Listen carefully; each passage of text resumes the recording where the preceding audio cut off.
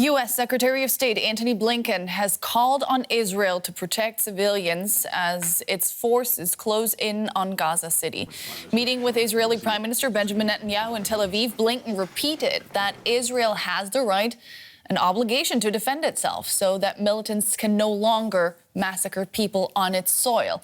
And he called for a pause in the fighting to allow aid and essentials into Gaza. I've seen images, too, of Palestinian children, young boys and girls, pulled from the wreckage of buildings. When I see that, when I look into their eyes through the TV screen, I see my own children. We need to do more to protect Palestinian civilians. We've been clear that as Israel conducts its campaign to defeat Hamas, how it does so matters. I spoke to Israeli leaders about tangible steps that can be taken to increase the sustained delivery of food, water, medicine, fuel, and other essential needs, while putting in place measures to prevent diversion by Hamas and other terrorist groups. We've identified mechanisms to enable fuel to reach hospitals and other needs in the south. Israel's Prime Minister Benjamin Netanyahu said his country would press on with its action in Gaza. We're continuing with all our strength, and Israel is refusing a temporary truce that does not include the release of our hostages. Israel will not enable the entry of fuel into Gaza and opposes transferring money to the Strip. Our correspondent Tania Krämer followed Blinken's visit today. She joins me now from Jerusalem. Tania, the Secretary of State stressed the need for humanitarian aid and for humanitarian pauses, as he called them, in Gaza. What influence could his appeals have on Israel's future course of action?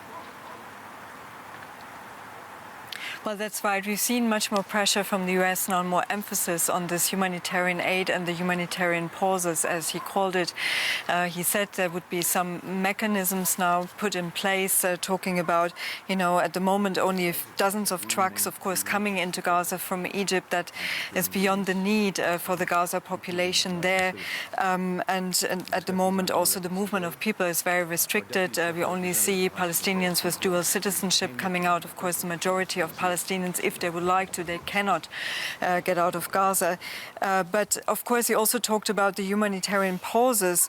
But that, he said, this is still under discussion. And he said, there's still discussion about when this will happen, how it will happen.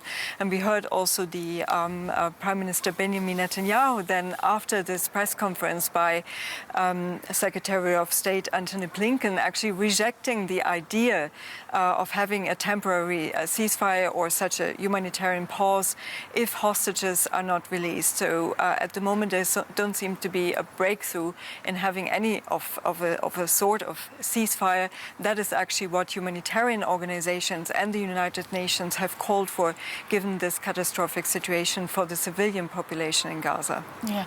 Just today, the Israeli military said it hit an ambulance near Gaza's biggest hospital, the Al-Shifa hospital.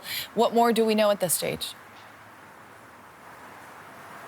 Well, we don't know all the details. The Hamas health officials have said that in Gaza that it was transporting, that it was a convoy going from the Al-Shifa hospital, that's the largest hospital in Gaza City, where also a lot of people are seeking shelter or trying to seek shelter, that this convoy of ambulances was hit at the entrance of this of Shifa hospital.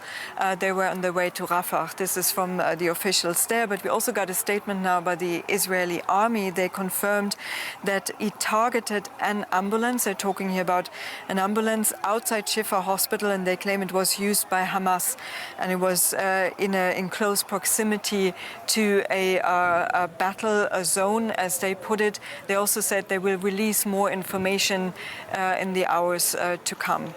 That was Tania Krämer with the latest from Jerusalem. Thanks for that. And Aaron David Miller is a senior fellow at Carnegie Endowment. For decades, he worked at the U.S. State Department on the U.S. policy on the Middle East. Mr. Miller, welcome back to DW. Now, Prime Minister Netanyahu had said calls for a ceasefire would equal calls for Israel to surrender. Today, we heard him connect the possibility of a temporary truce to Hamas releasing its hostages. How big a shift is this in his position? Well, if in fact the prime minister is offering a trade, temporary ceasefire for the release of all the hostages, I think that's probably a deal the Israelis might want to make. If it's just a release of the foreign nationals, leaving the Israelis, Jewish Israelis behind, or Israeli nationals behind, they may not all be Jewish.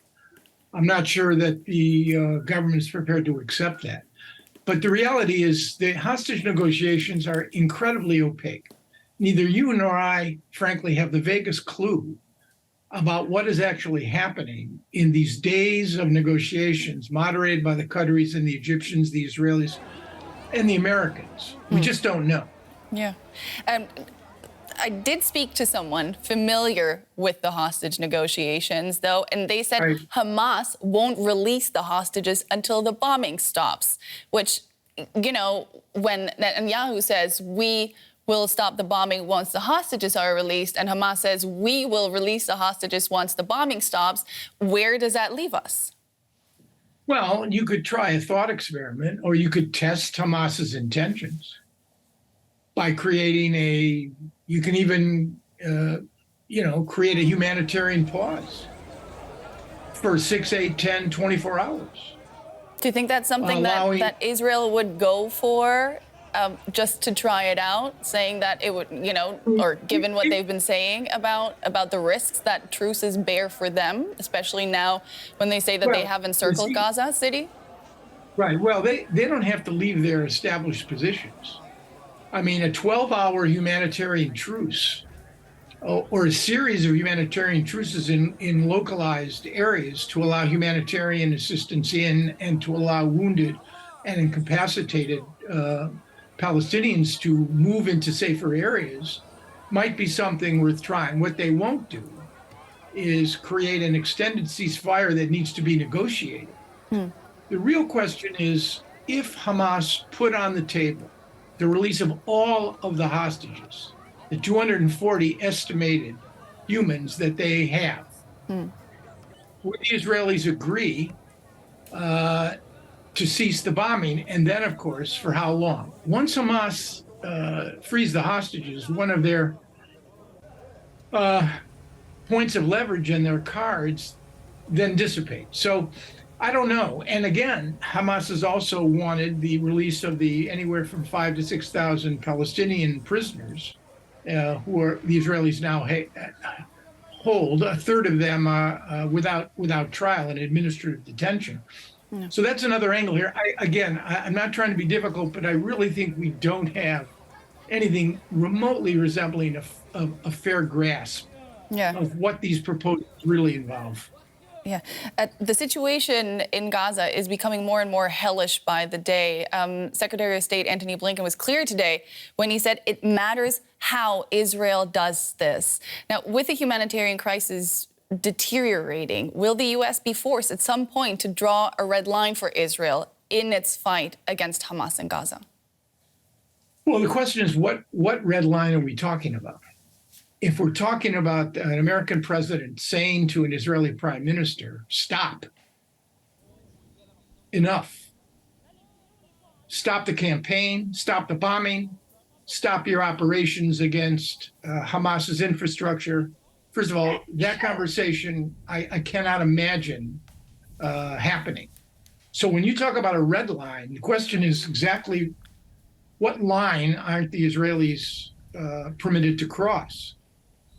And I'm not sure that this president, or frankly, any president under these circumstances, are prepared to have that conversation. The question to me, and I can't answer it, is when the Secretary of State says he's discussing with the Israelis concrete measures that will prevent the deaths of Palestinian civilians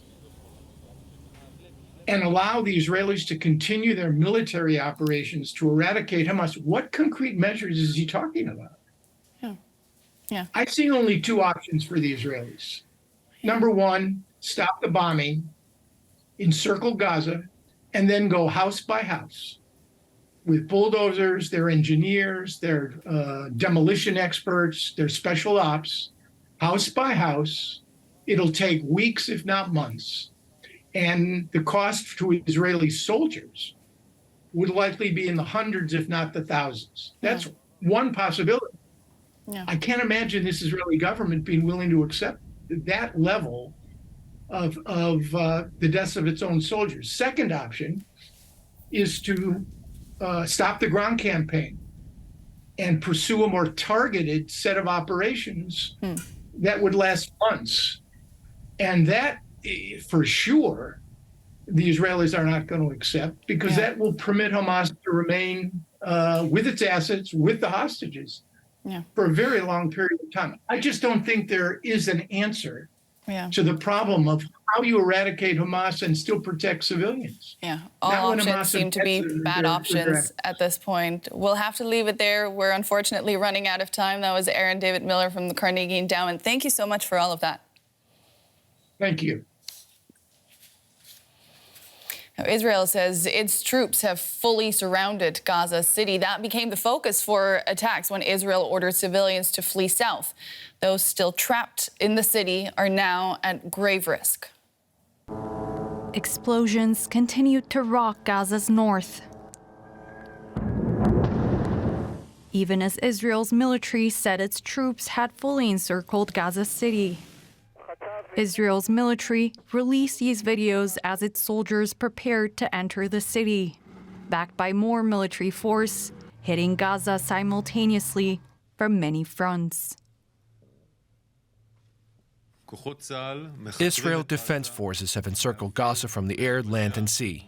They've encircled the city of Gaza and its surroundings. Our advancing troops are destroying terrorist infrastructures both above the ground and underground, and they're eliminating terrorists. Israel's military says that its operations killed over 100 Hamas militants. But international organizations warn that the civilian toll on the Palestinian side is increasing by the day amid a worsening humanitarian crisis.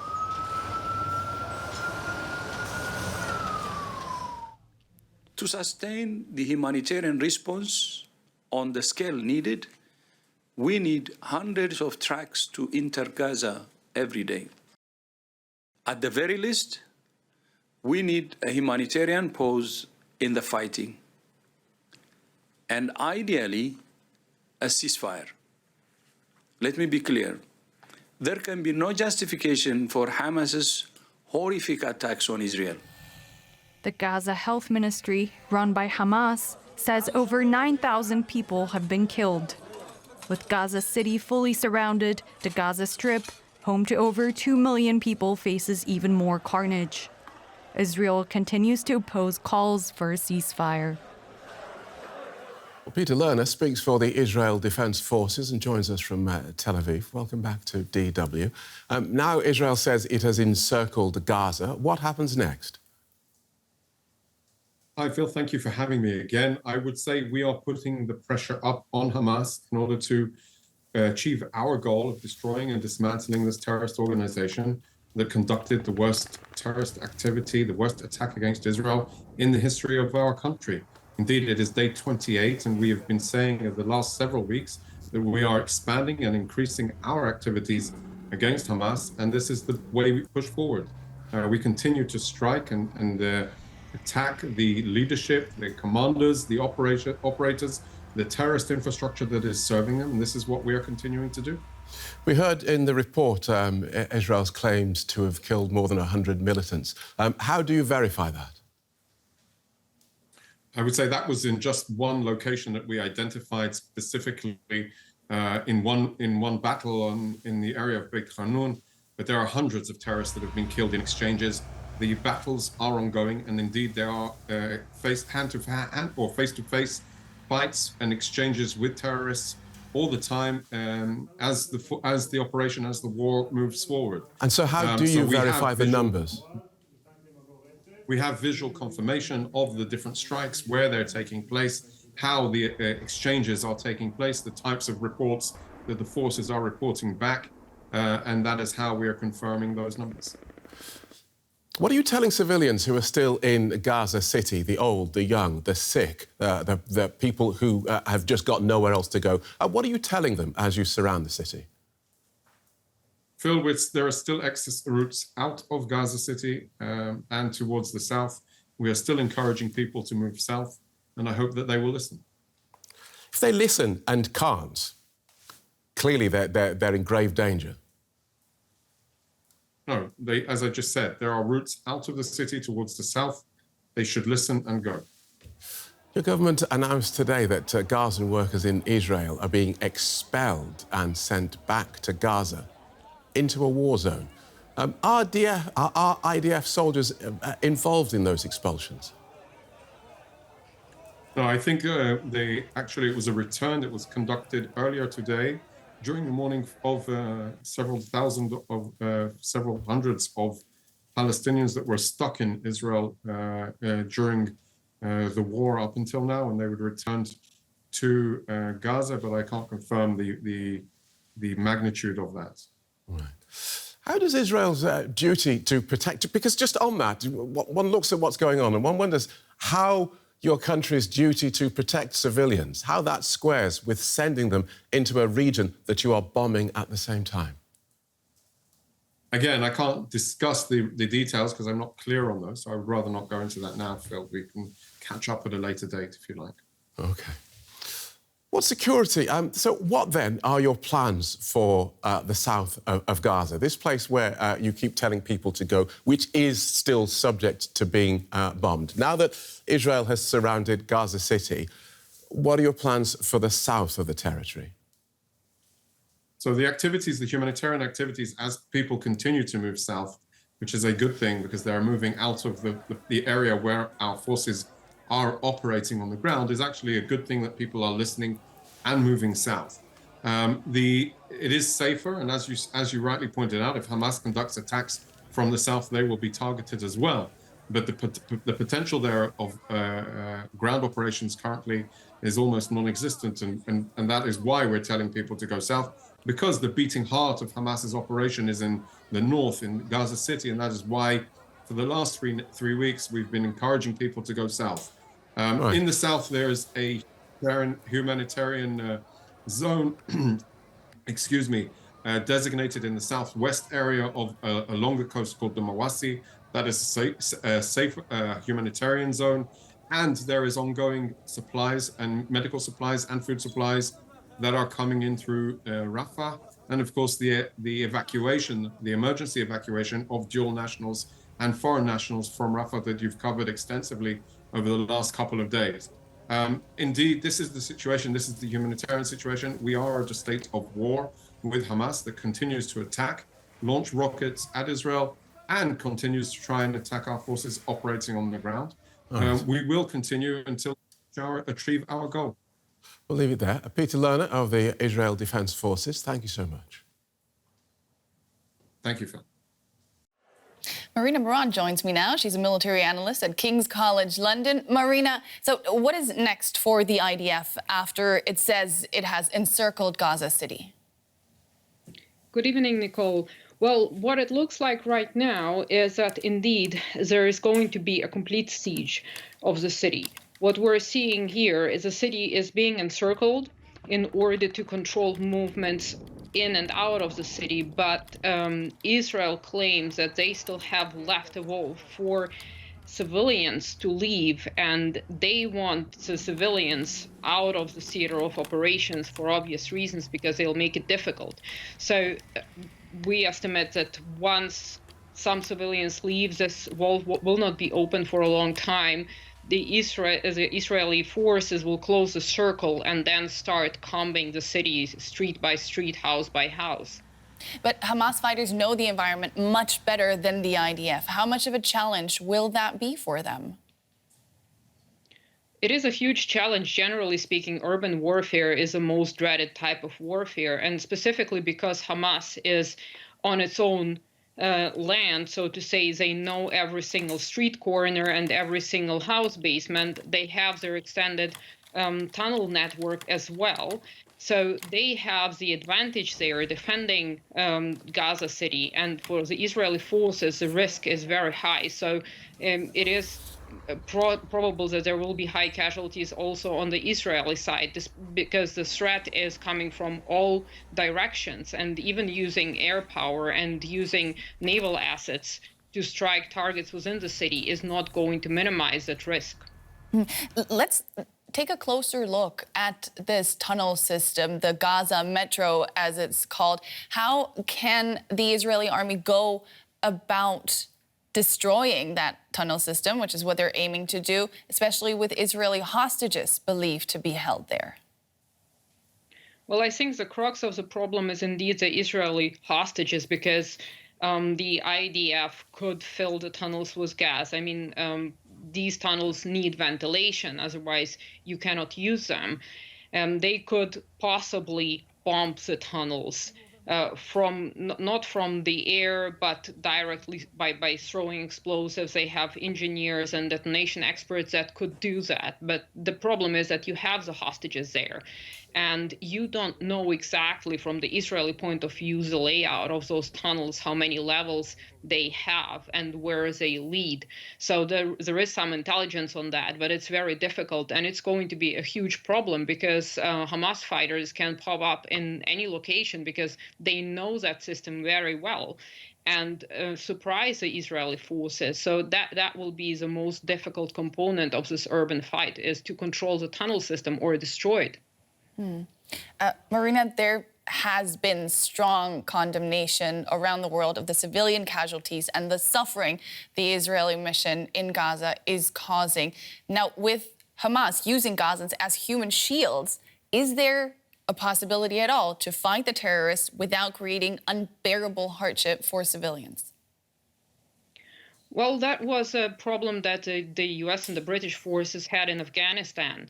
And then it depends on the situation, of course, but then you would have to abort the operation in order not to create more casualties or collateral damage. But in some military situations, you have to take the risk, knowing that this will create a collateral damage if the military objective is important enough. So it will be situational, but of course, there will always be criticism because nobody's on the ground to assess the situation and to say, indeed, this was the right time to strike the terrorist, despite the fact that there were people around. As Marina Miron, military analyst from King's College London. Thanks so much. Thank you for having me.